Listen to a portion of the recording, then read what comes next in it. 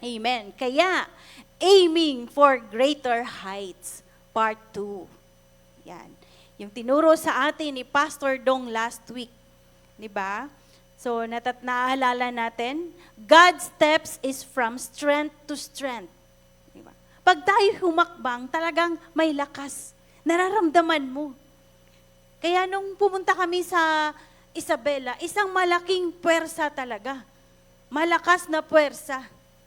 First time ever, sabi nga ni Gabriel, first time ever in our history here sa church na convoy kami, 6 na sasakyan sama-sama na pumunta doon. Na hinarap yung bagyo. Buti na lang umalis siya, di ba?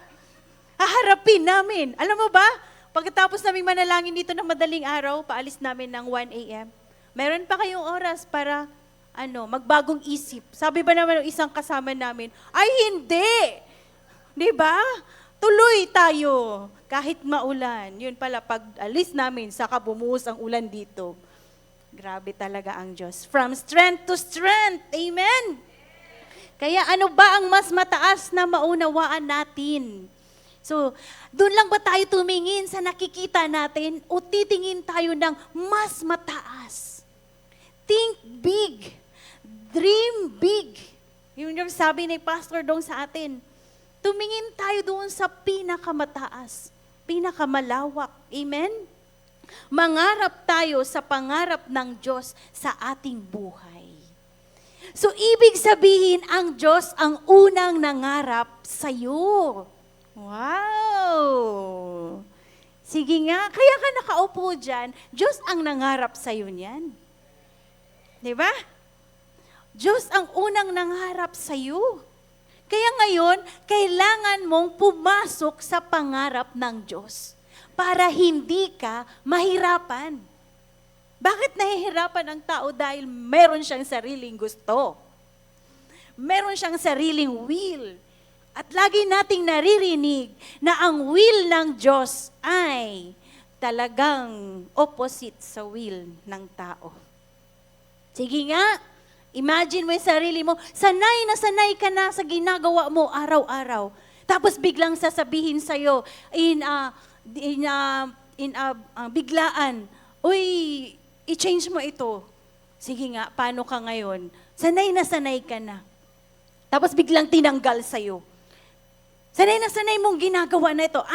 Okay, ginagawa ko na to every Sunday. Tapos biglang sasabihin, umupo ka muna dahil kailangan mong makinig. Oh, di ba? Is it the will of man or the will of God? So yan. Kasi may testing. May testing nung heart mo, yung capacity mo, paano mo i-handle yan. Amen? Kaya, kailangan nating pumasok. Tayo yung papasok. Hindi pwede ang Diyos ang pumasok sa gusto natin. Amen, church? Kailangan tayo ang pumasok doon sa gusto ng Diyos sa ating buhay. Kaya alamin mo, kalooban ba ng Diyos ito? Yan ang tanong. Kalooban ba ng Diyos ito? Kaya, tayo ay magkaroon ng initiative. Lord, it is your will, not my will. Diba? Si Jesus naman, sabi niya, if ako lang, diba? Take away the cup of this cup, yung pagtitiis kong ito. Pero Lord, if it is your will be done. Not my will, but your will be done. Amen? If ako lang, Lord, ayokong madaanan ng mga pagsubok na yan. Diba? If ako lang, Lord, pwede ba wag mo na ngayon? Pero hindi nga eh. Diyos siya. Sabi ng Acts 17:24, siya ang may hawak ng iyong buhay. Siya ang may likha sa iyo. Siya ang panimula at siya ang pangwakas. Siya ang hangganan. Siya lang ang nakakaalam. Ang tanong, are you ready? Diba? Handa ba tayo? Handa ba tayo, church? Amen. Kaya kailangan nating maunawaan.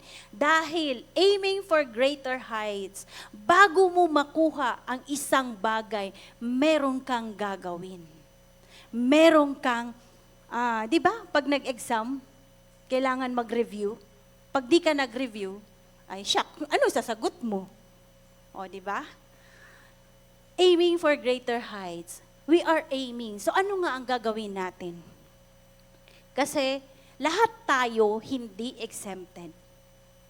Lahat tayo, dahil tayo ay nilikha ng Diyos, tayo may hininga ng Panginoon, paano ngayon natin haharapin ang mga pagsubok na nasa harapan?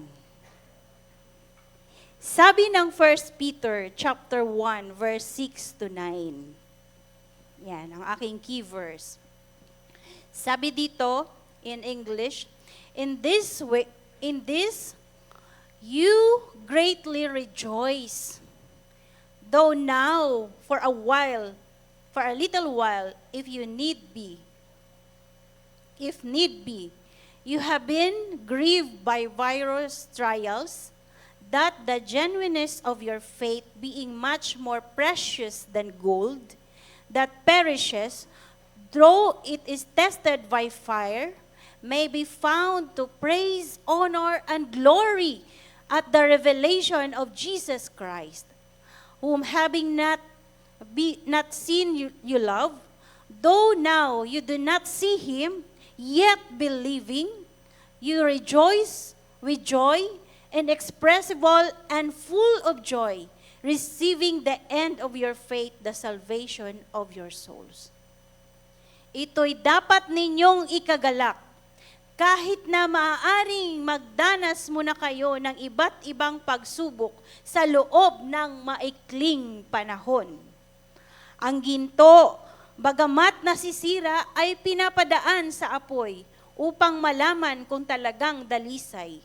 Gayon din naman ang inyong pananampalataya na higit na mahalaga kaysa ginto at sinusubok upang malaman kung ito'y talagang tapat. Sa gayon, kayo'y papupurihan, dadakilain at paparangalan sa araw na mahayag si Hesukristo. Hindi ninyo siya nakita, ngunit siya'y inibig ninyo. Hindi pa ninyo siya nakikita ngayon, hanggang ngayon, ngunit sumasampalataya na kayo sa Kanya.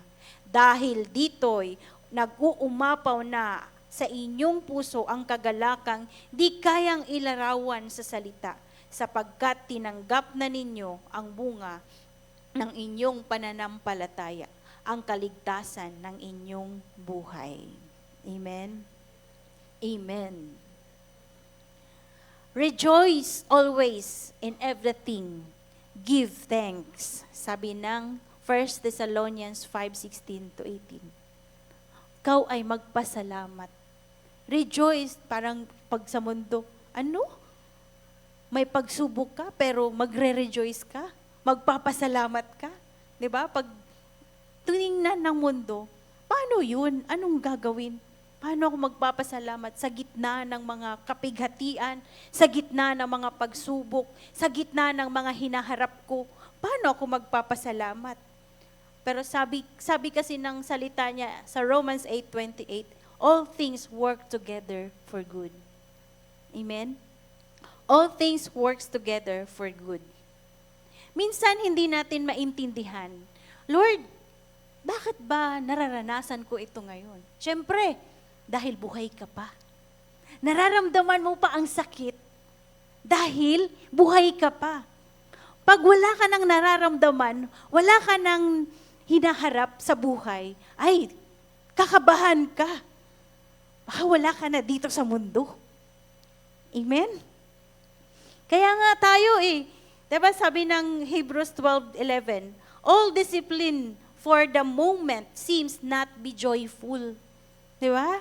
Pag titignan mo, parang, alam mo yung mga pagsabi ng 1 Corinthians 10:13 na wala pang pagsubok na naranasan ng tao na hindi mo naranasan.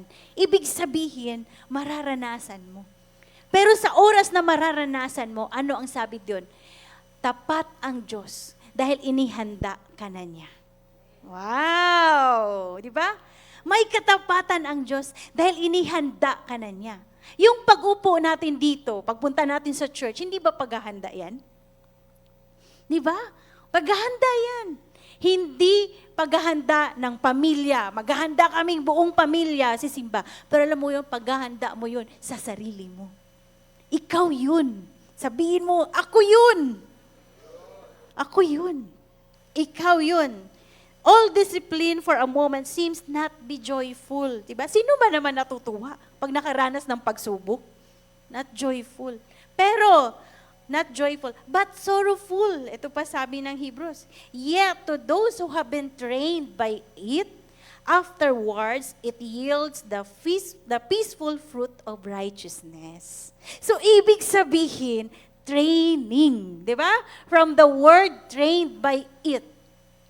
So, ibig sabihin, training mo yan. Huwag mong alisan, di ba?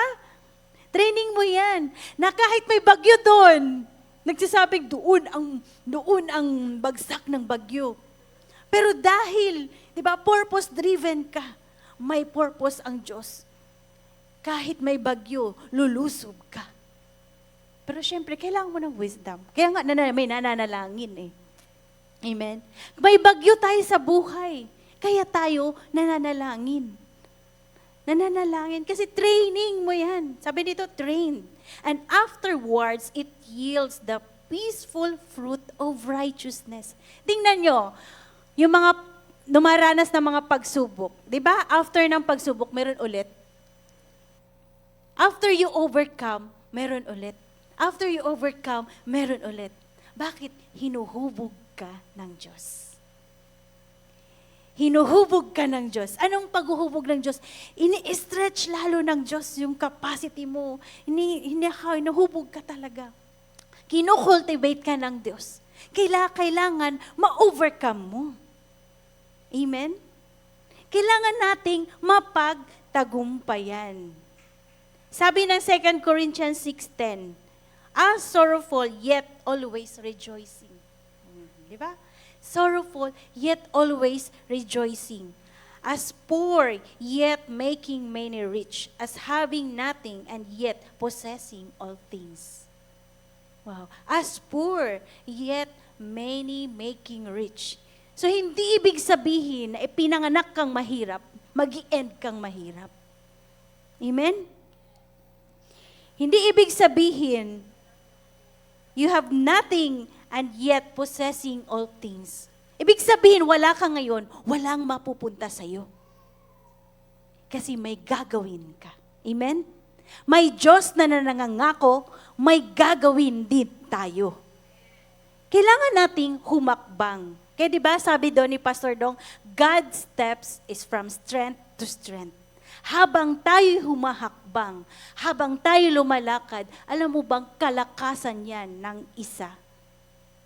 Habang kayo mag-asawa lumalakad, naglilingkod, buong pamilya, hindi mo ba alam kalakasan nyo yan?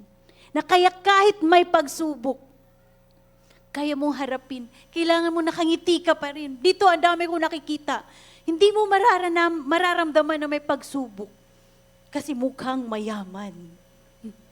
Nakangiti.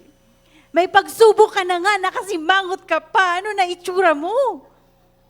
Binagsakan ka na ng mundo. Diba? Rejoice always. Pero syempre, hindi ka lang maghihintay. Kailangan may gagawin ka. May paghahakbang. Amen? Yet, diba? You have nothing, yet possessing all things. Wala man, pero meron. Ibig sabihin, prophesy that this will happen to me. Isang araw, magkakaroon ako niyan. Isang araw, mapagtagumpayan ko ito. Amen? Meron ka mang pagsubok na, alam mo yung sa buhay mo na sabi no, ang gusto kong gawin, sabi ni Pablo sa Romans 7 and 8, may gusto akong gawin sa buhay ko, pero hindi ko siya magawa, which is tama. Pero yung siyang hindi tama, ang siyang naghahari sa akin. Pero, hindi mo magawa. Possess all things, yet having nothing, yet possessing all things. Wala man ngayon, pero isang araw, magkakaroon ka. Di ba? Wala ka mang pamasahe ngayon, pero isang araw, dodoblehin ng Diyos yan. Wala ka mang tahanan ngayon, nangungupahan ka lang, pero isang araw, bibigyan ka ng Diyos. Training, may susi. There is a training. Amen? Amen. In the midst of our trials, alam niyo po itong 1 Peter chapter 1, verse 6 to 9. Ang sinasabi dito, una, God takes all whom He loves through trials. God takes all whom He loves through trials. Pag ikaw nakaranas ng pagsubok, ibig sabihin, mahal ka ng Diyos.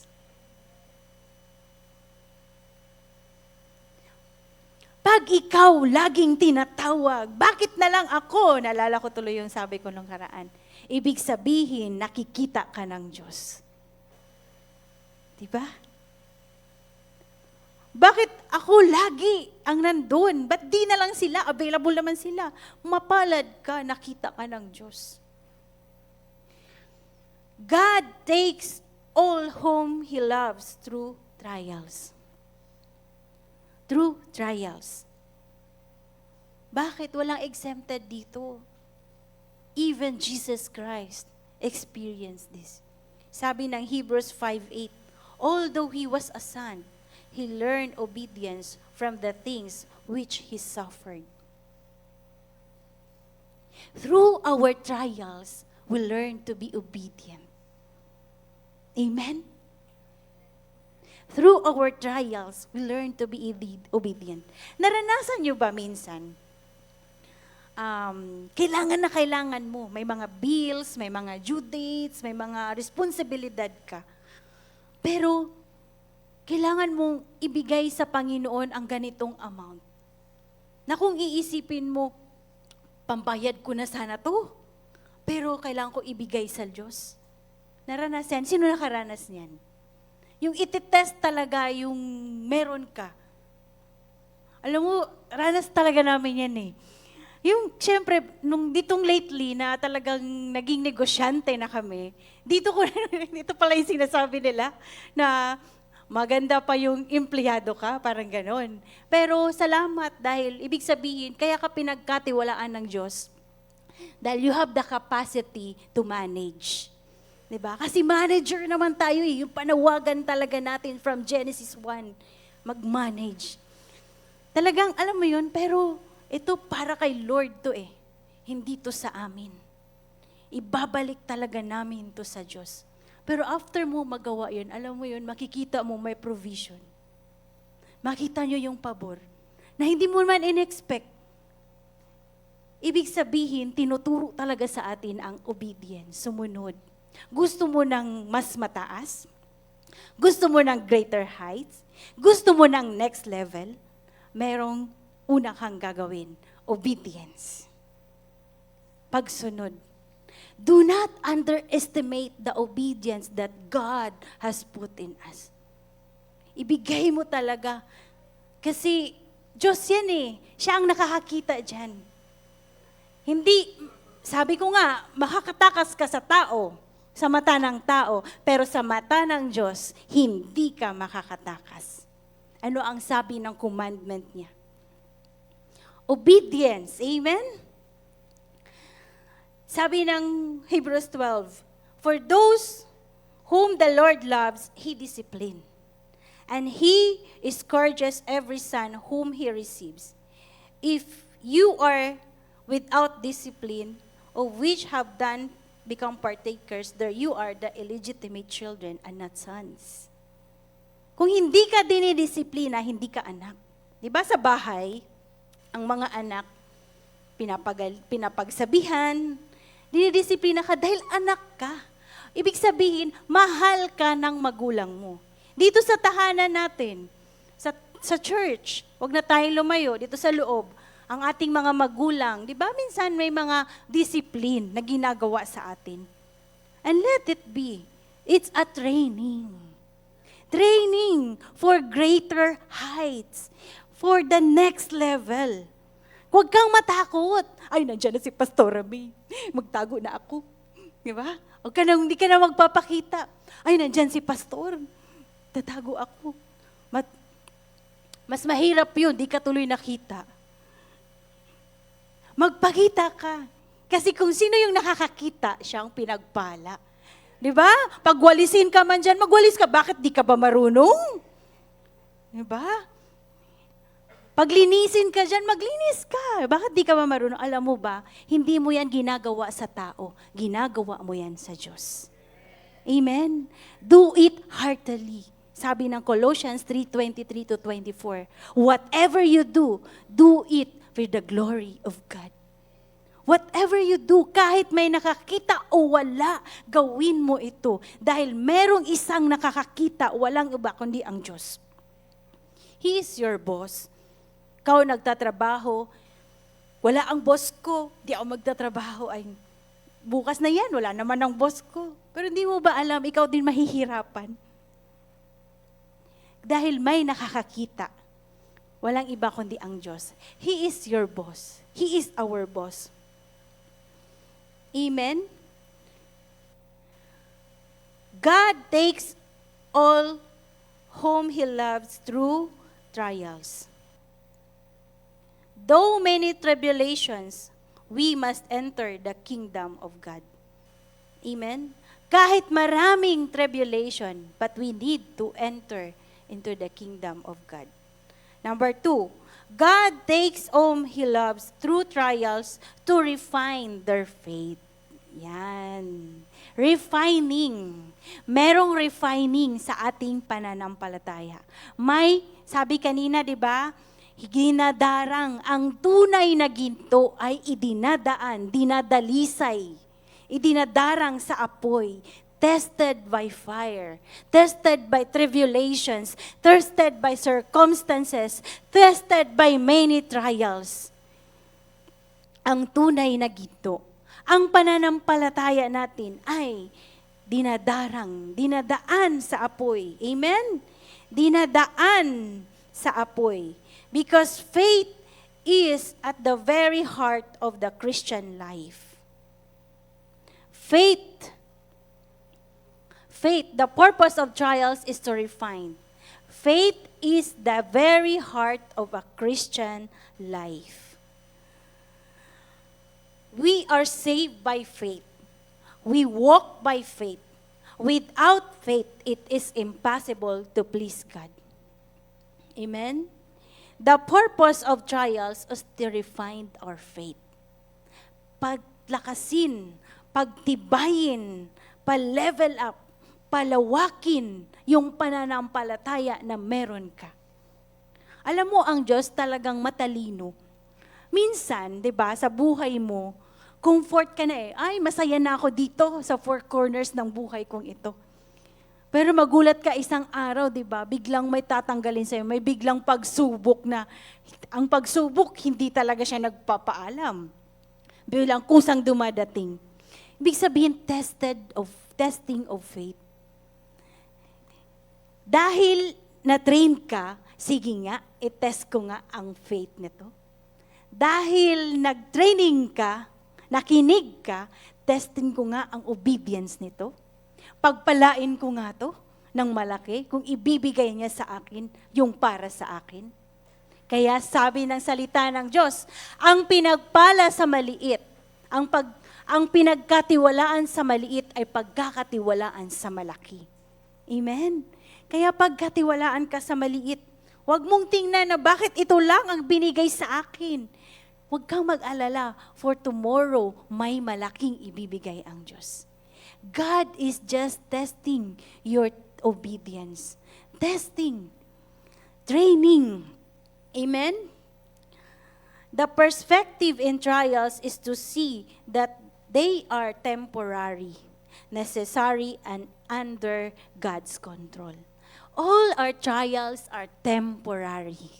temporary. Ibig sabihin, sabi kanina, di ba, pansamantala, hindi siya magtatagal. Parang bagyo. Ang bagyo ba, tumatagal? Kaso pagbuhos talaga ang lakas. 24 hours, malaki na ang damage. Ganon din ang pagsubok natin. Hindi siya mananatili sa atin kung hindi aalis yan. Depende sa atin. Kaya wag nating tambayan. Kailangan ma-overcome ko ito. I am an overcomer. I am a victorious. Because I am a child of God. Amen? Ma-overcome ko ito. Momentary. Sabi ng 2 Corinthians 2, verse 4, 17 to 18. For momentary, light affliction is producing for us an eternal weight of glory far beyond all comparison. While we look not on the things which are seen, but at the things which are not seen. For the things that are seen are temporal, but the things that are not seen are eternal. Itong mga bagay na hindi mo nakikita, ayun ay pangmatagalan. That is eternal. Yung mga bagay na nakikita mo, pansamantala lang yan. Ang buhay mo dito sa lupa, ang buhay natin dito, saglit lang talaga. Kaya, di ba, wag mo talagang, do not waste your life. Make every moment, every hour, every day at the most of your time. The best of your life. The best of our life. We can have joy from the trials by looking to the Savior and salvation. Ito ang sikreto. Why these people have joy while they are still in trials? They are still in circumstances because they are looking to the eternal reward, which is Jesus Christ. Amen? Eternal salvation. We look to the Savior with hope. We are looking to the Savior with hope. Sabi ng Jeremiah 31:17, there is hope for your future. There is hope for your future. Kaya may regalong buhay sa iyo ngayong araw na ito dahil may pag-asa bukas. Amen? We look to the Savior with love. Titingnan natin ang ating maliligtas na may pag-ibig. Sabi ng Revelations 2, verse 2 to 4, I know your deeds. Kilala ka ng Diyos. I know your deeds and your toil and your perseverance. Lahat po tayo dito, bawat isa na nakaupo dyan, kilala ng Diyos. Amen? Kilala ka ng Diyos. And that you cannot endure evil men. Diba? Hindi mo papayagan ang masama sa buhay mo. Kilala ka ng Diyos. And you put to the test those who are called themselves apostles, and they are not. And you found them to be false, and you have perseverance, and have enjoyed by my sake's name, and have not grown weary. But I have this against you, that you have left your first love. You have left your first love. Kilala tayo ng Diyos. Bakit niya sinabing, I have this that I hate you, against you, that you have left your first love. Imagine mo, nung una mong nakilala ang Panginoong Hesus, ano ang ginawa mo? Paano mo siya hinanap? Paano mo hinarap? Paano mo kinatagpo ang Panginoong Hesus? Paano mo siya nakilala? Diba? Through this. Through the Word. Pero ngayon, anong sabi ng Diyos? You have left your first love. Ibig sabihin, totoo, na tayo minsan nakakaligtaan ang ating mga salita, ang ating mga Bible, ang salita niya. I know you. Sabi niya, kilala kita. I know your deeds. Anong ginagawa mo? Ano yung mga sinasabi mo? Kilala kita. Kilala kita, nag-i-encourage ka. Hindi mo tinotolerate yung mga masasama mong sinasabi ng mga kapitbahay mo, sa paligid mo. Pero one thing that against you, you have left your first love. Ibig sabihin, go back to His Word. We need to go back to His Word. For us to aim higher, for us to go to the next level, for us to go to the next chapter, we should go back to our first love. Ano yun? Spend time alone with Him. Spend time alone with God. Yes, isang bagay na meron tayong group, corporate prayer, meron tayong sama-sama fellowship. But one thing that God is looking to you, first love. Paano mo siya nakilala? Paano pag-ano kayo nag-umpisa yung relationship no kay Jesus? To first love. Obey Him. Sumunod ka. If you spend time to God, we can obey Him. Ang sabi niya, if you keep, John 15:10, if you keep my commandments, you will abide in my love.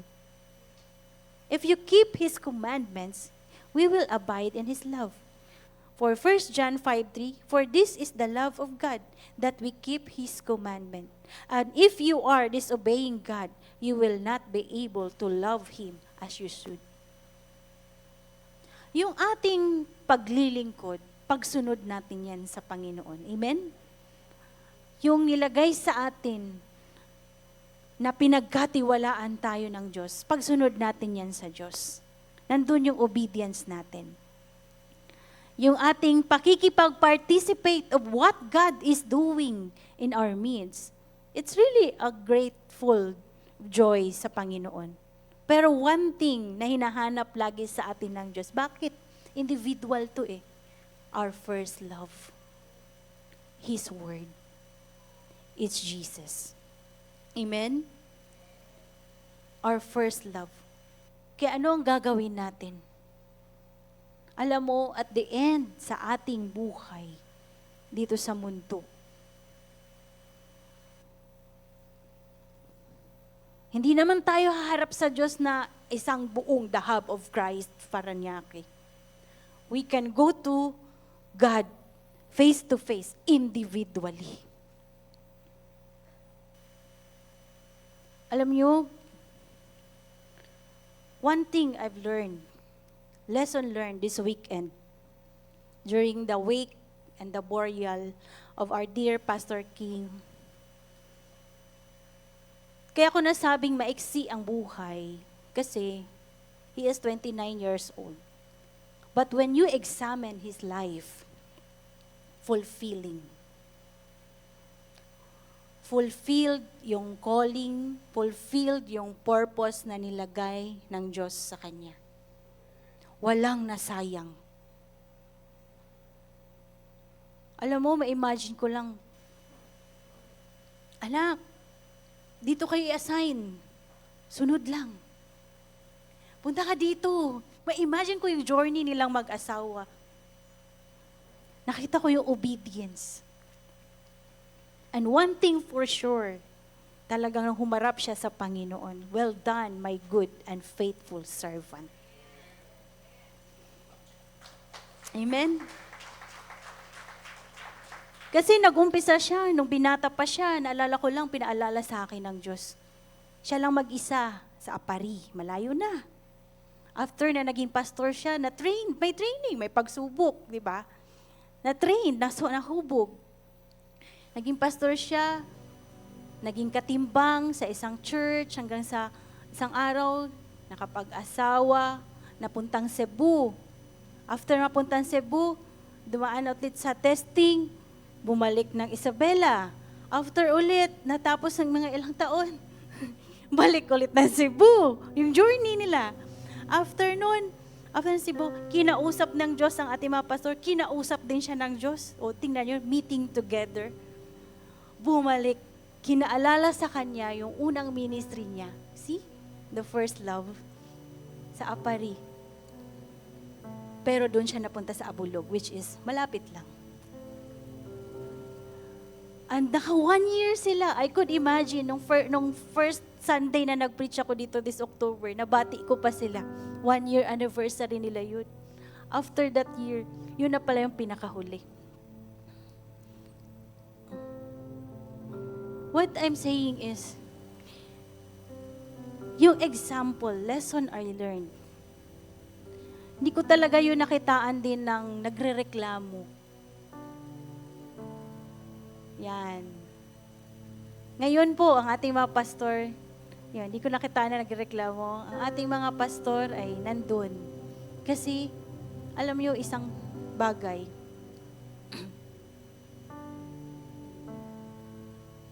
panoorin po natin yung video na sinasabi ni Pastor Dong. Opo, that is Abulog. Present ngayon po yan.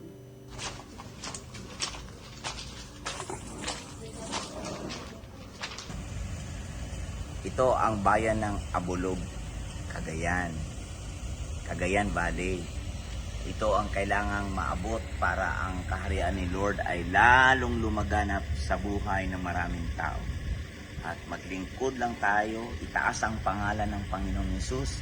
At kapag naitaas ang pangalan ng Panginoong Hesus, isasama niya tayo na itataas, kapiling niya at makakahati sa karangalang tinanggap niya. Yan ang sabi niya sa Colossians 3 verse 4. Kaya ito na yung time, magpalakasan tayo, encourage one another. Hallelujah, dali natin ang mabuting balita sa kanilang lahat. Salamat po, Abulog is for Christ. Amen. Amen! Dito nagsimula si Pastor King ng The Hub of Christ. Wow. Alam nyo, this is not about the man, but this is what God has started on him. At sabi ng pangatlo ko, panghuli, let us keep going and continue. Dahil sabi ng Philippians 1:6, for I am confident that for this very thing, that he who began the good work in you will perfect it until the day of Jesus Christ. He who began the good work in you will perfect it. What thing I learned, the lesson learned for this weekend, all of us, tingnan mo yung sarili mo. Lahat tayo nag-aral sa school. Diba? Nung nag-aral tayo, pag may exam, magre-review ka para makapasa. Napakaganda ng revelation na nakuha ko kahapon. Sinabi ni Pastor May, for Pastor Pat, the remain. Siyempre si Pastor King, okay na. Na-fulfill niya eh. Graduate. Pasado. Kaya, salamat, congratulations, saludo kami sa iyo. Tayo ang tanong. The remain. And I saw a strong woman sa gitna ng sobrang tribulation. I saw a wife with 2-year-old child and 7 months sa tiyan. Dumaan talaga. Totoo, nakita ko yung Biblia mismo. Yung nagluksa si David sa kanyang anak.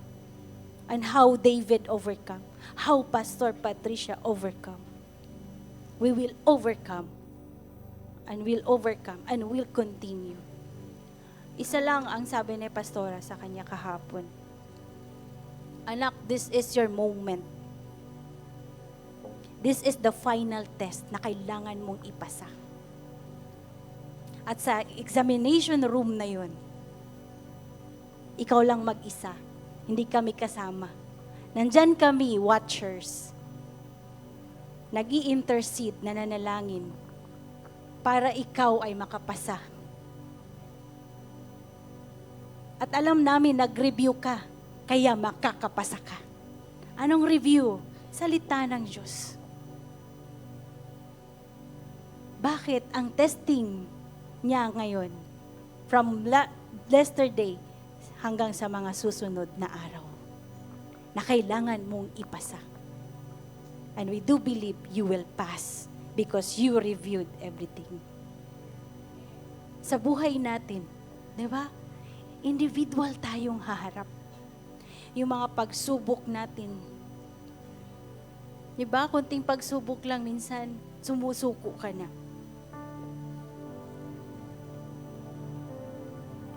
Kunting testing lang, may dumating lang na ganitong sitwasyon, nanghihina ka na. Pero this woman, alam mo ba, sabi ko, it will rise like an eagle. Pag ito napasa niya, when she will pass this, the next chapter of her life, yung next level, napakataas. We are aiming for greater heights, pero takot tayo sa testing. Paano natin malalagpasan? Napakaganda na meron tayo. Kaya diba sabi ng Diyos, go back. One thing that I against you, you lost your first love. This is the first love. Sabihin natin, kayang-kaya niya yan, Kristiyano naman yan. No, we are still human. We are here on earth. Nakakaranas tayo ng pagsubok.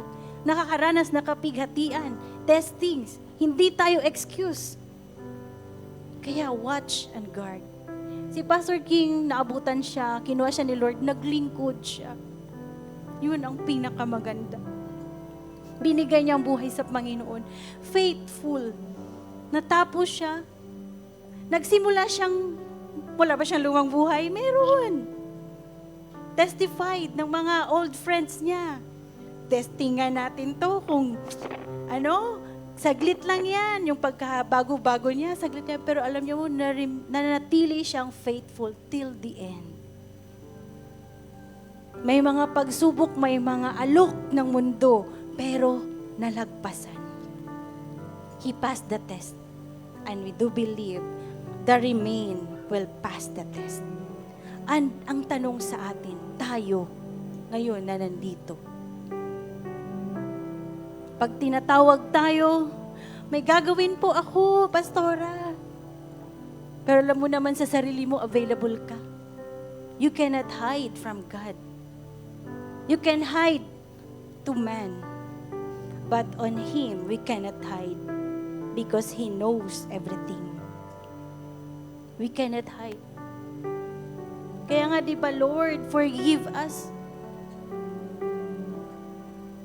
It's sometimes di namin nasunod ang kalooban mo sa aming mga buhay. Kaya ngayon, sabi ng Jeremiah 31 verse 17, there are hope for your future. Ibig sabihin, may pag-asa pa, bakit nandito tayo? May pag-asa pa, bakit buhay ka ngayon?